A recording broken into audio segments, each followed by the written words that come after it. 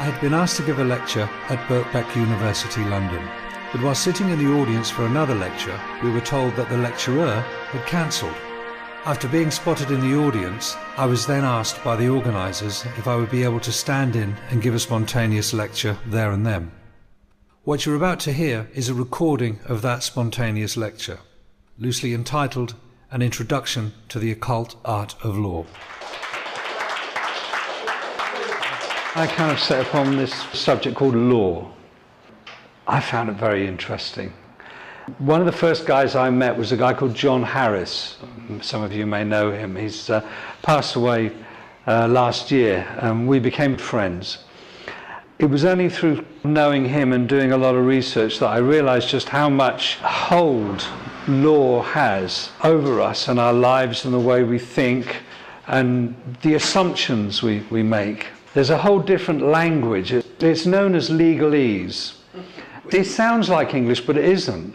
It's got very specific, well-defined meanings, which is why it takes so long to get a legal qualification.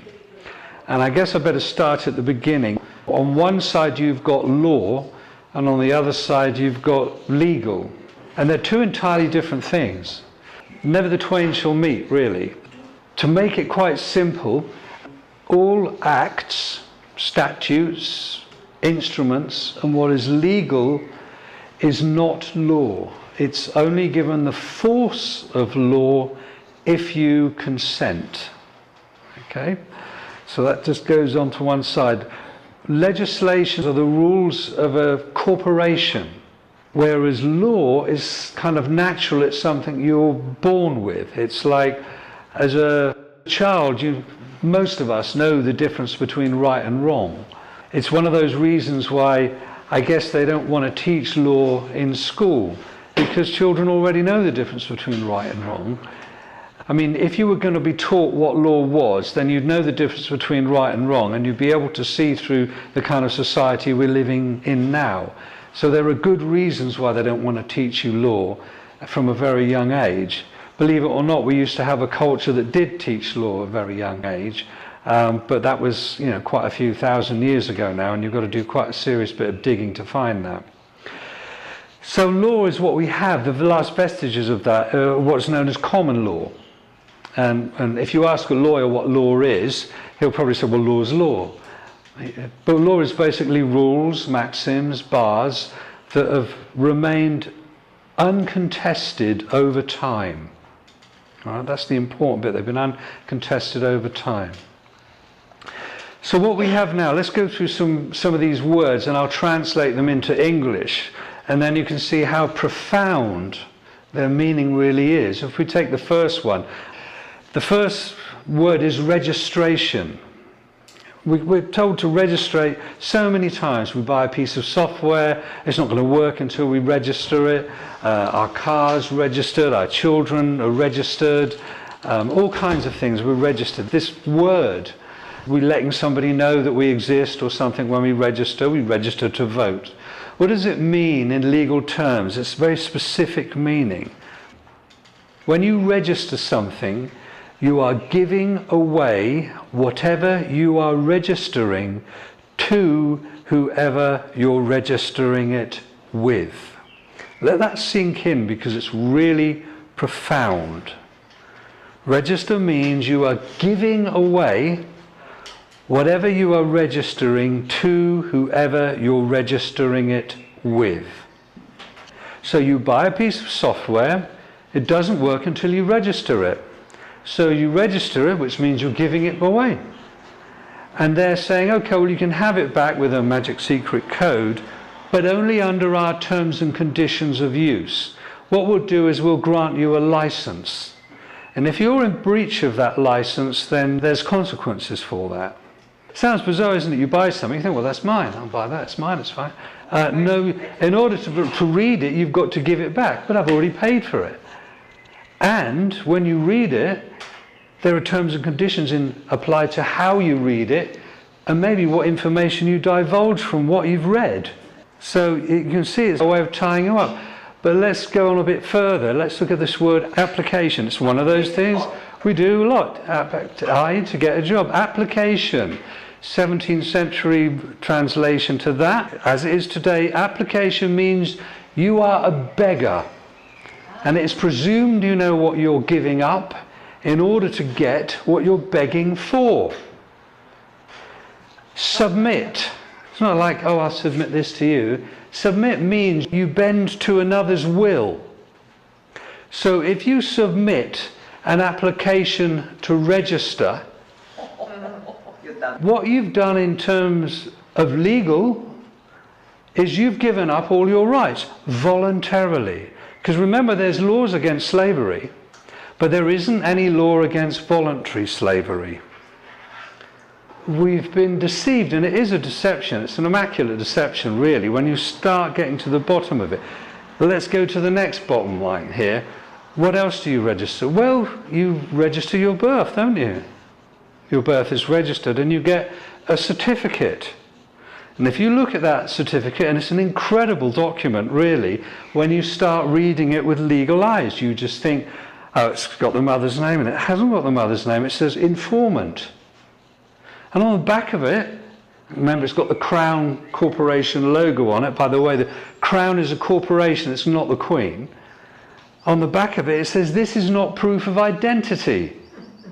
Well, you think how many documents are derived from that birth certificate? Your driving license, your passport, your NHS thing, all of it comes from it.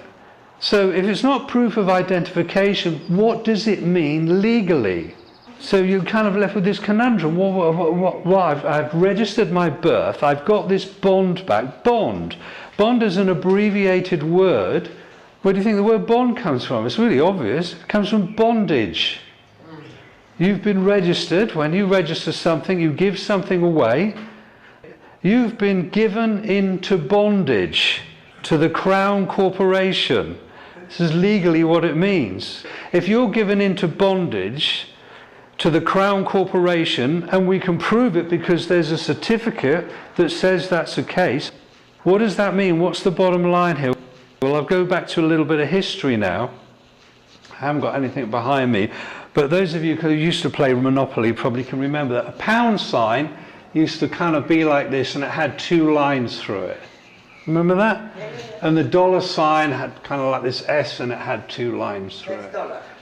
So it had two lines through it. Now, the pound used to be called sterling. It was called sterling for a reason, and it was based on silver. And of course, in America, the dollar had the same two lines through it, and it was the silver dollar. That was what it was. But in 1929, the banks owned everything.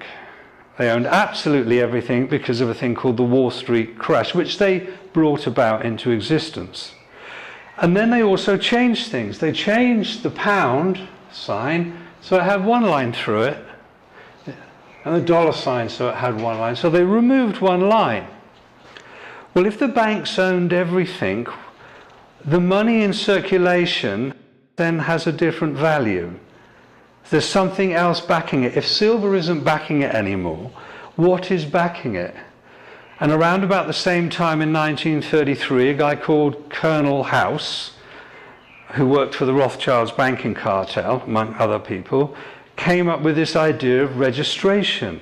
And he's quoted as saying, not 1 in a million people will work this out. Because they had to, if the banks own everything, then the country's bankrupt. They have to find a way of carrying on business and commerce, don't they? So they need something else that's backing that currency. The way that it works, and I'll give you a process, because I'm a shrink as well, but I'll give you a process. We deal with things in terms of process, because you can get lost in content, which is the detail of things. So if I was, say, for example, a dairy farmer. Now, I'm a dairy farmer, and the bank says, sorry, Alan, we've made all the money we can, we're going to foreclose on you, you're bankrupt. But good news is we'll keep you on as a manager, seeing as you know a bit about what you're doing. So we now own your farm, and you now work for us. But what we'll do is for every calf that's born, we'll extend you credit based on the milk and cheese and meat that it's going to produce in its lifetime. You register that calf with us, and we'll extend you credit based on the milk and cheese and meat it's going to produce in its lifetime. Well, you are the cattle. You are those cows, because when your births were registered, money, it's called a fiat currency, is put into circulation, and it's based on the wealth that you can create in your lifetime, your labour. That's basically what it is. I tend to look at that term as your sweat equity. So that's what backs currency. It's a promissory note. A promissory note is a negotiable instrument. Banks deal in negotiable instruments. It gets worse, believe you me, it gets worse. And I'm probably going a little bit too far, but I guess the point of this talk is to hopefully stimulate you guys to do your own research. So if I can throw enough stuff at you and go, what that guy said can't be true, it can't possibly be true, I'd say, I'll welcome you.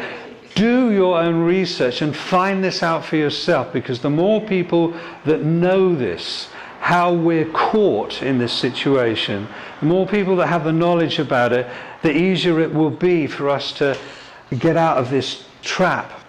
It does get worse. It gets much worse, actually, when you look at it. For example, there's a thing that goes along with the birth certificate.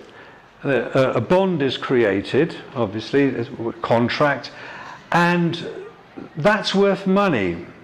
The original title of this talk was going to be The Occult Significance of Law, because most people don't think there is anything occult about law at all.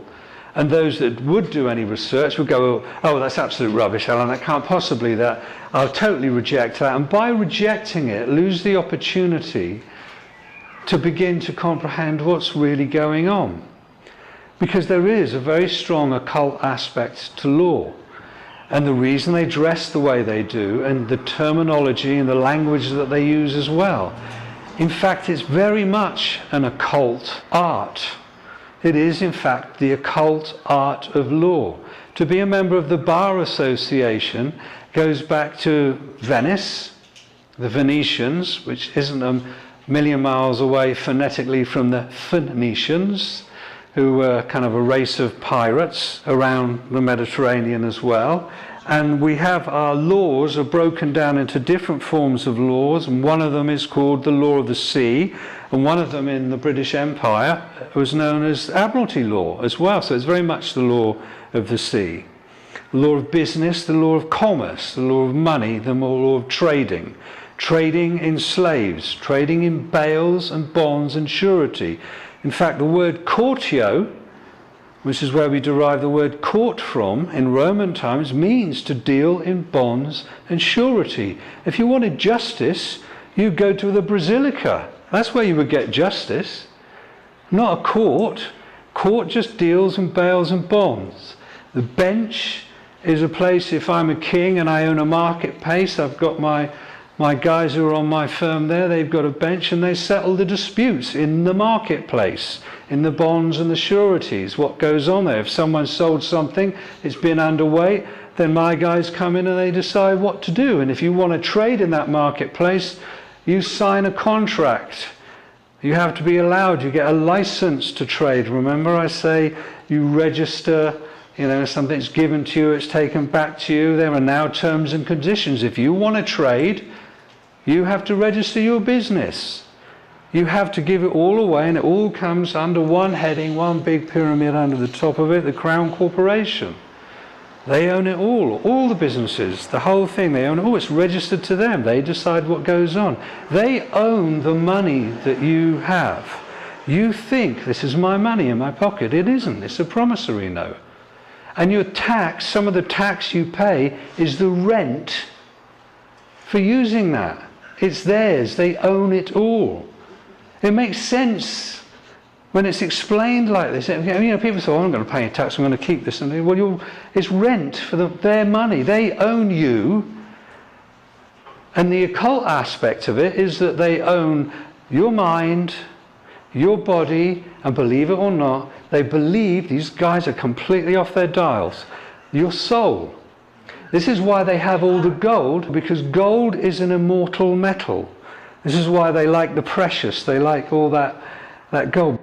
That's why they hold it all, and that's why they circulate money.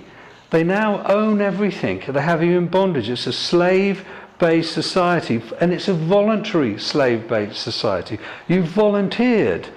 You've entered into a contract. So when you go, for example, it even gets worse. You're part of a, believe it or not, a death cult. The three forms of law: the first is the Uniform Commercial Code, the second is canon law, the Holy See, and the highest form of law, believe it or not, in this country is Talmudic law. Babylonian Talmudic law. Talmud. Okay, so the first form of law deals in bonds and surety and you as a slave. And as you're owned, they can do exactly what they like to you, and that's exactly what they do. They extend the credit based on the milk and cheese. All right, so you register to vote. I'm just outlining stuff here to hopefully stimulate your own research. You register to vote means you're giving away whatever you're registering to whoever you're registering it with. So what's the process here? Let's just look at the difference. What happens when you vote? You go in there and they give you a bunch of guys you can vote from, and they say to you, you've got to put an X on the box, don't they? And you follow that and you put an X on the box. Only incompetence or illiterate people sign with an X. And what you do when you register to vote, you say, I'm giving up my responsibility. I'm illiterate, and I agree, I'm a mental health outpatient, and I'll prove this by marking an X on this. And what I do, I will give whoever I put that X against power of attorney. You're giving them power of attorney over your life. In other words, if you were some old guy in a mental hospital who's lost his marbles, and the lawyer says he can't manage his affairs anymore, we've got to give someone power of attorney to manage all his finance, to do everything for him, and they get him to sign, and now you've given power of attorney, that person manages your life. So not only do they own you, mind, body and soul, you've now voluntarily registered and giving them power of attorney over your life. So you basically say to them, I'm a mental health outpatient, which is why you vote in a ward, because it's a giant mental asylum. You're in a ward. If you prove to them that you're an illiterate, you put the X on there, and you registered to vote, you've given away your rights, and now you've given them power of attorney. In other words, you say to them, I've let you decide what you think is best for me. If we went on a war, that's fine. I've got no say in it. And what they will do is, like, shall we say, the deranged young son who's managing has got power of attorney over his great-grandmother who's spending all the money on drugs and resources like that. He'll tell her what she wants to hear. What do these politicians do? They'll tell you what you want to hear. That's the way they're playing the game. Above a mental health outpatient, which you've proved yourself to be in their game, is the House of Commons. They're commoners. So you're less than a commoner. People come to me and they say, oh, about the Magna Carta, Alan, that gave us all the rights and all the other stuff. The Magna Carta deals with baron. Baron, French for free man. You're not free, you're a bonded slave. Magna Carta is only pertinent and has any meaning to somebody who's not a bonded slave. So you'd have to be in the House of Lords today to be able to have any power or sway with the Magna Carta as a baron, as a free man. And the House of Commons, people like David, they're less than that, and you're right down there. You've got no rights at all. You voluntarily gave them up. You're a mental health outpatient that's given away power of attorney on a regular basis to a different bunch of guys who tell you what you want to hear, and they lie to you over and over again. How much more proof can you give them that you've lost the plot? This is the way they look at it. This is the way they trick you. This is the way they deceive you. This is the way, because the way the universe works is they don't want the blame of it. They say, it's not us. Look, I'll prove it to you. Look, they signed here.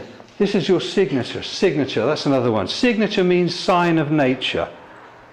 You proved yourself to be a living being, and you've made a mark on a piece of paper called a signature that proves you've got a sign of nature, because they've created a thing called a person. Person means legal fiction. Legal fiction means you become liable. All your bills are written to you in capital letters. Everything to do with money, bank, rent, commerce, everything is you in capital letters, addressed to you in capital letters. This is where you get the term capitalism from, because your life has been monetized and capitalized.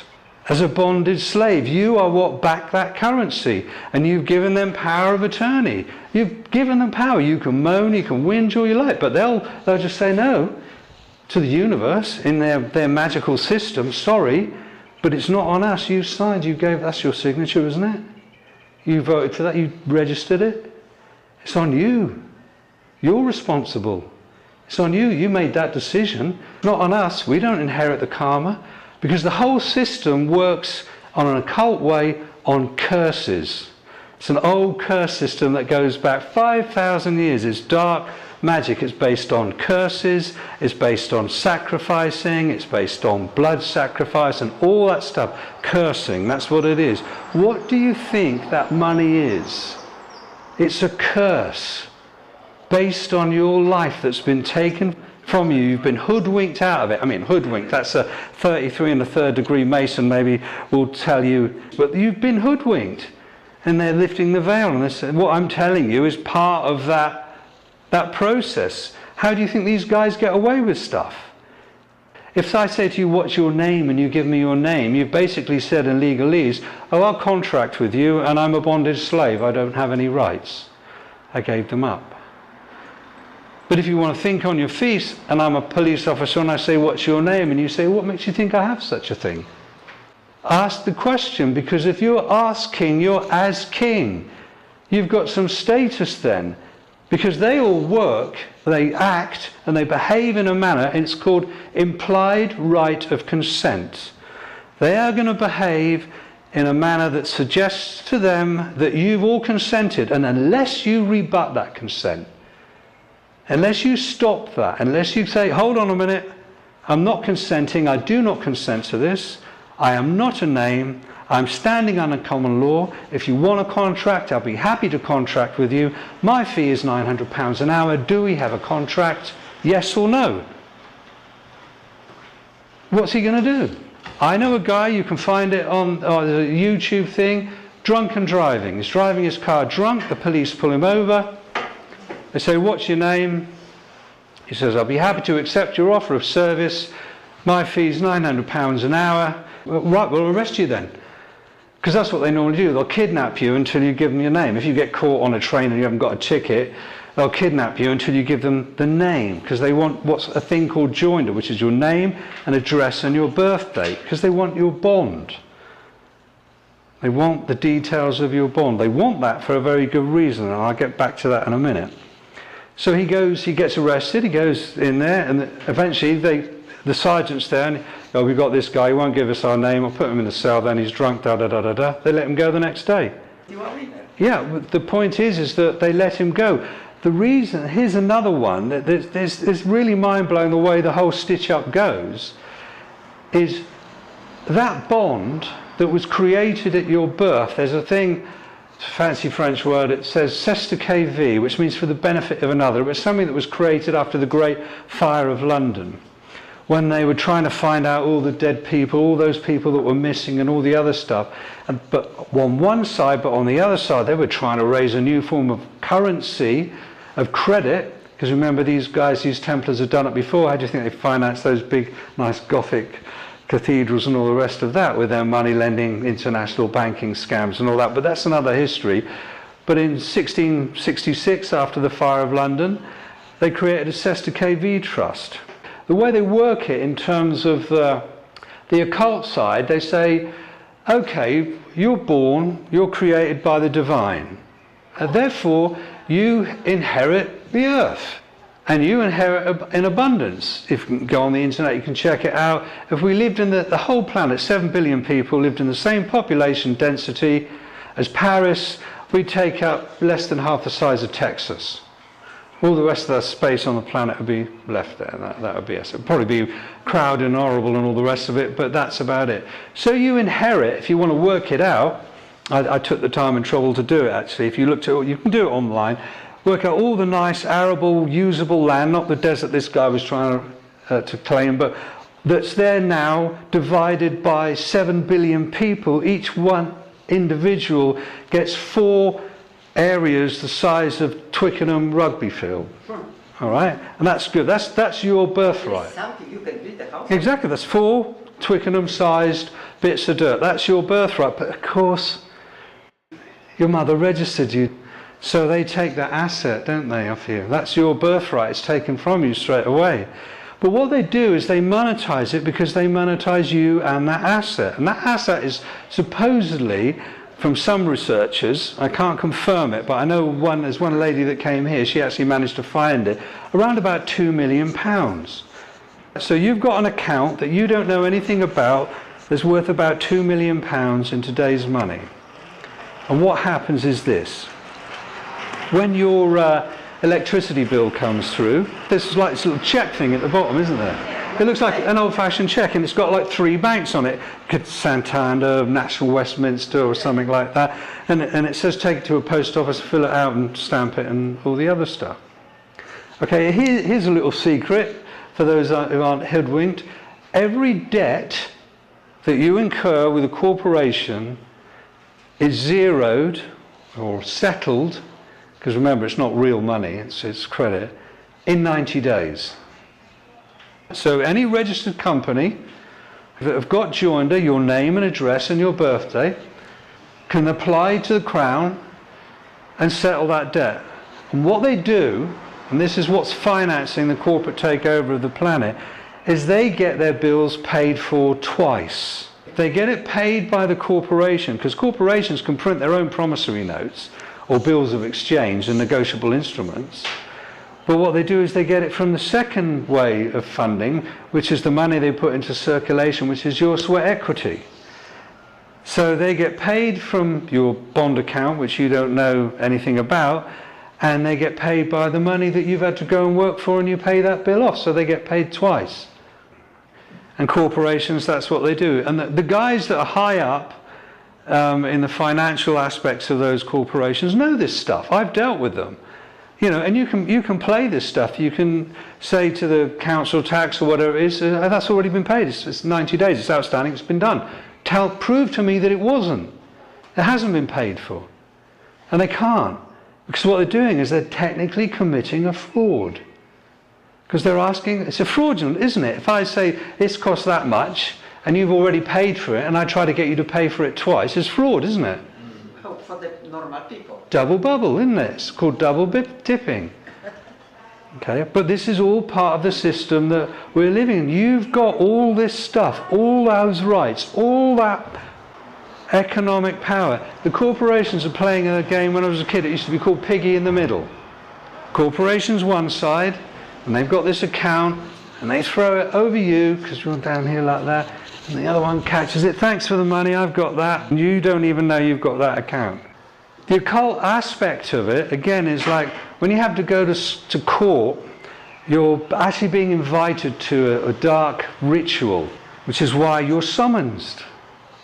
You're summoned to appear, like you're some sort of ghost or a spirit, because that's what they think you are. Because that trust that's worth money, they don't tell you about it, but you could have reclaimed that within 7 years.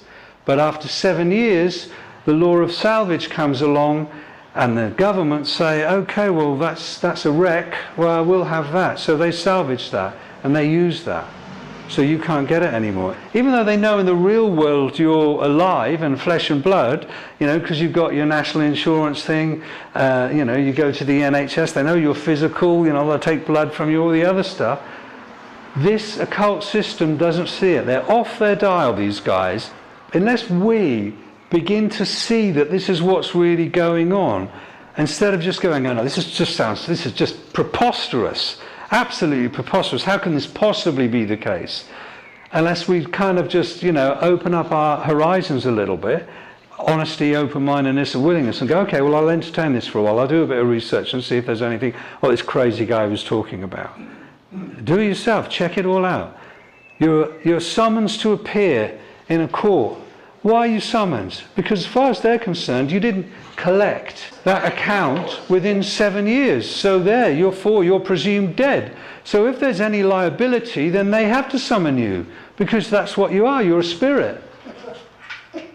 I know it sounds absolutely barking, raving mad, doesn't it? But this is the way they do it. Because the way these guys work is, and they've had many, many years to do this, they know if they can control your mind, then your body will follow.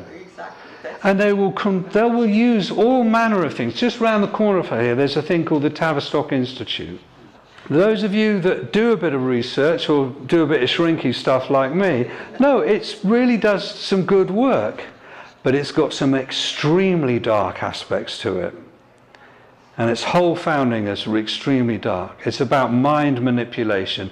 And really, when you start realizing how you're controlled in this system, they don't mind what religion you believe in. There is only one religion, and that's the religion of money. And they want you to believe in that more than anything else. That's what they're selling you, is that religion. You can go one day a week, if you like, to your church or whatever it is you go to, and feel good about yourself. That's great, because as long as you go back the extra 5 days and you work, because that's your worth, that's your offering. You are handing over your will and your life to the god money.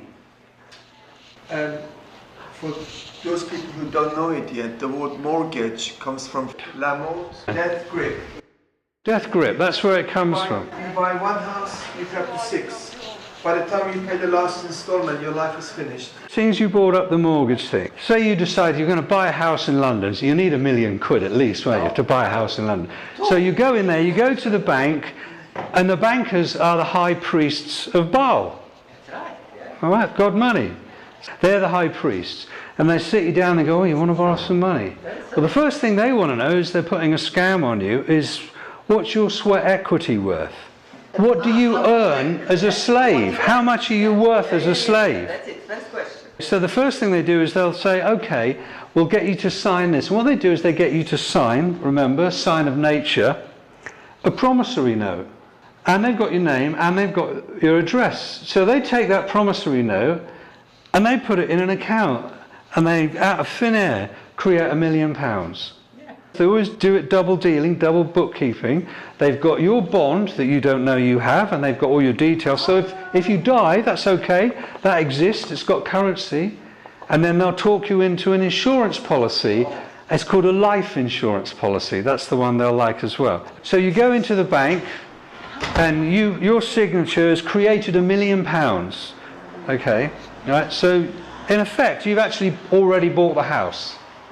Right, but then what they do is they talk you into paying another £1 million, which they call the principal. They deceive you by saying that we're lending you this £1 million. So you've gone into the bank as a sovereign, created, living being, soul, flesh, blood, inheritance and everything. Your signature's created £1 million. They've got an undertaking from you now to work for the rest of your life to create another £1 million. And they're going to charge you interest on that as well. So you've created £2 million plus whatever interest they want to put on the top of that. What have the bank risked? A big fat zero. But then that's the religion, isn't it? Because they get you to go out there. You are handing over something of value on a daily basis. When you clock in or you go to work, you're giving the most valuable thing that you've got, your time, your life. That's you paying homage to their God. Okay, you can go one day a week somewhere else and believe that you're doing something else, but physically in your reality, you've got no choice. You're in bondage. You want to talk about freedom?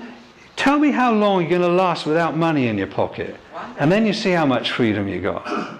That's the reality. That belief is so powerful. I mean, if you were to get £100,000 in used notes and just throw it on any street, Trafalgar Square or somewhere like that, you'd see complete insanity. You'd see total violence breaking out. I've worked in rehabs. I've specialised in the treatment of addictive clients, you know, drug addicts, alcoholics. And their parents would come in and they would say to me, well, he's done detox, he's done his cold turkey, surely those cravings are gone. You know, he's not physically addicted to it anymore. I said, oh, no. And they look at me like this. I said, no, it's the psychological addiction's the most important thing. I said, they're addicted to a mood and mind-altering substance.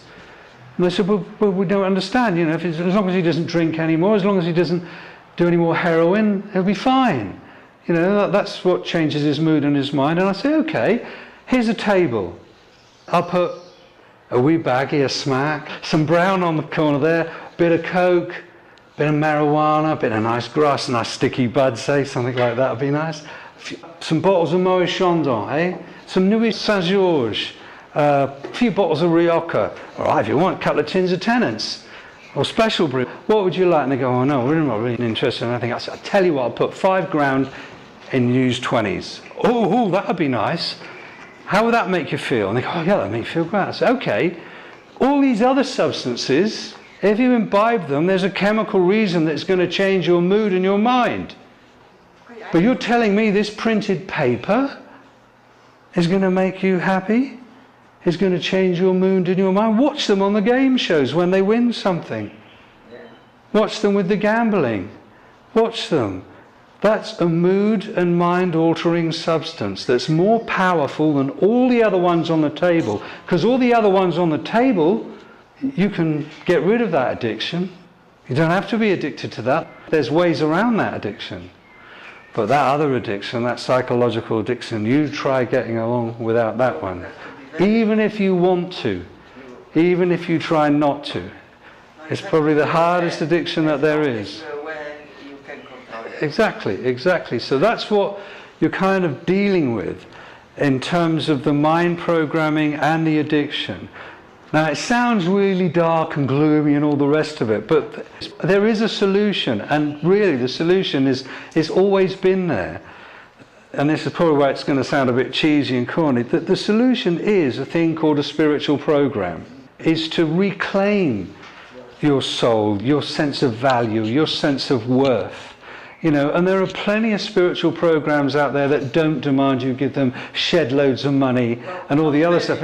In fact, if you want to find the genuine ones, they'll be the ones that won't be wanting the money for you, because they'll be on that spiritual program themselves. And there will be one out there, if you really want it, that will fit itself perfectly to what you are. I know one. Yeah, well, there's one that will suit you. There's one that suits everybody here. But what you have to do, and this was the one that got me when I worked in rehabs, the reluctance that people would have to pray. There's a meaning in this word, pray. It's because part of our social program is we have I'm going to get a bit shrinky now, we have what's called a reflective action of consciousness. That's us thinking, we're reflecting, we're not in the moment. It's a reflective action of consciousness. And what tends to orchestrate that, and it's pre-programmed to a certain extent, and it's hardwired in, it's a thing called an ego. It's certainly my old adversary, self-importance, which of course is what the whole money thing gets you in. It's got statutes. Statutes are about status. That's where you get the term statutes from. It's an act, it's not true. It's a fiction. You've been caught, you've believed in a fiction, you believe you're something that you're not. It's a deception. Maya. So you're trying to get back to who you really are and what you were really created here to do.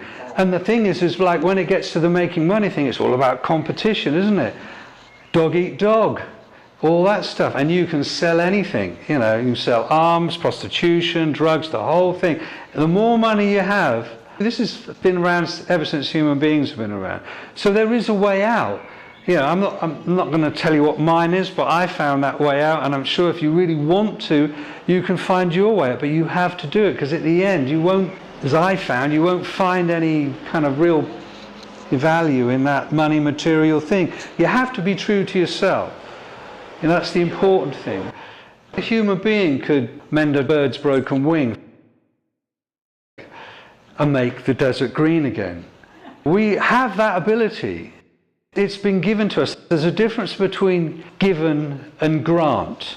There's an aspect of you which has been given to you. In other words, you do what you like with them. That aspect of you that has been granted is finite. And that's your life in this particular realm and this dimension. You don't know how long you got. And you're willingly to sacrifice it to get money and stuff like that, you know, and to be part of this system. And it's you know, who can blame you? We're all born into this. We don't know any better. Most of us, it's taken us years. I mean, it took me, I was about 40 years of age when I managed to sort of really get over the shock of being born. You know, really to sort of get it all together in perspective. What the hell's going on? What's all this about? All that stuff that wasn't mine that had been dumped on me, and I was going, well, no, that's not mine, that's that. I don't want that, you know, that's, right, this is mine, that's who I am, right, I'm going to do that. Because, you know, if you're true to yourself, then a pathway will open up to you. You know, it will find its way if you connect to the universe in that way. Because remember, these guys that have created this spell, they know how the universe works. They've got a way of doing this dark magic and keeping you in the dark. The first solution you need is to learn, is to get some knowledge. The stuff that I've told you, learn that. I'll give you some links at the end. You can do your own research, because then when you see what I've told you is true, you need that, because once you've got that, then you go, well, I need to find a way out of here. You need to realize what your prison's like, how you got in there in order to find a way out, how the door works and stuff like that. And you've always got two options. You can turn around and go, hey, I know this stuff, I'll screw the system now, I'll get as much money as I can out of it. I know guys that do that. They learn all this legal, all this law stuff and everything, and they pass, you know, promissory notes and negotiable instruments, they run frauds. What do you think these guys that are running things do in the City of London, what that place is all about? It's horrendous. Yeah, you can do that if you know what's going on. Or you can be true to yourself. You can say, no, this isn't what I want. I want to get back to this, what I'm supposed to be here, whatever that is. But I'm going to try and find out what that is. Which means I've got to let go of this. So whatever that standard of living I had before, and whatever it was based on, I might have to take a different set of life choices and find out what that is. And at the same time, you need to start following your heart and not the head. Because this is what fools you, is up here. You have to follow your heart. I'll say the G word and you think I know what I mean there.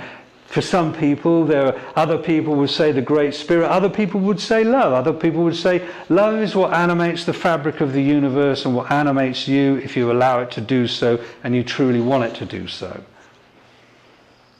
If you really want it to do so and you see what's going on here, you say, look, I don't want any part of that, I want to change that. I want to start taking responsibility. I don't want to be somebody that's given their life away, that's a mental health outpatient. I'm letting this system make up their mind for me. In an asylum, I'll just continually moan because I haven't made it my business to find out what's really going on. Even though in my heart, I felt something's wrong. I mean, all of you are here because you're looking for something. You're looking for something different. You've come here because what's out there, X Factors, you know, all that other stuff on the telly and all the other stuff, isn't giving you nourishment anymore. You're looking for something else. So that's why you're here. The history that you've got now is false. It's been rewritten mostly over and over again. Right? You're just going to have to accept that. It's lots of rewrites just like Hollywood. But there was a time when there was true law of love, and there were teachers that came and taught that. And they said very clearly what was going to happen and what was likely to happen if humanity didn't change. If you kept following the moneylenders, the slave traders, with their false religions and all that kind of stuff, where it was going to go. What you have is basically this. And this goes back to a very old story. And some of you might find this uncomfortable, some of you may not, or some of you may agree. But as far as my researchers can work out, we are genetically created vehicles. We have these genetically created vehicles, and they were created by beings that, shall we say, were fallen, i.e. they didn't have souls. And we were meant to be their slaves. But there was a trick that was paid on them that they hate us for, because it turns out, after they had us being their slaves, being really willing and loving and all the rest of it, they suddenly realized, hold on, these guys have got an aspect of the divine with them. These guys have got a soul. We haven't. And that's why they hate us. And these people, if you want to put it in a psychological term, or these beings, or because I'm not interested, I don't even care if you're a reptilian alien. I'm only interested in one thing. I don't care if you're black, white, yellow, wherever you come from. I'm only interested in one thing, and that's the quality of your consciousness. What is it that's inhabiting the vehicle you're inhabiting? Where's that at? Where does that want to be? Where does that want to go? That's what really matters when you get through all that divisive stuff. That's what's really important. You know, and we really need to just focus simply on that. I met this lovely girl today, young, beautiful, chatty girl. She was Greenpeace. I said to her, "You're selling." Yeah. She said, "No, I'm not. I'm working for Greenpeace. I'm doing something good. The pollution and all the other stuff, the government aren't doing anything, and so we in Greenpeace are doing it." I said, "I bet you feel good about that." She said, "Yeah." I said, "But somewhere along the line, you're going to ask me for a bank account, aren't you?" And she went, "Yeah." I said, "You're selling." I said, "The guys that create this world the way it is with all its pollution are the banksters and the moneylenders. You're working for them. You're selling for them. You're getting work for them. And you're feeling good about it, aren't you?" Look how clever they are.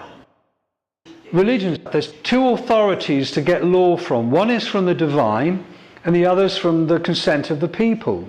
God made us the trustee, and we've got the consent of the people because nobody's arguing with us. Therefore, what we say goes. And if you don't, we can use force to stop you. You don't have to consent.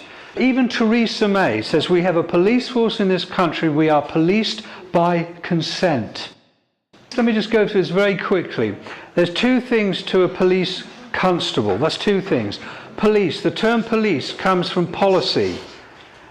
The policy man is enforcing the policies of the Crown Corporation, of which you are a citizen, which means worker, which means slave, and you've handed your will and your life over to that.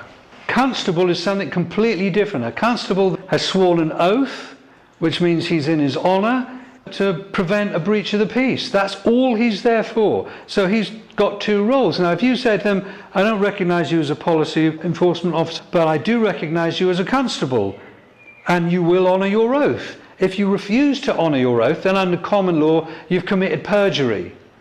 That's a common law offence. If you swear an oath and you go back on that oath, that's a common law offence. Yeah.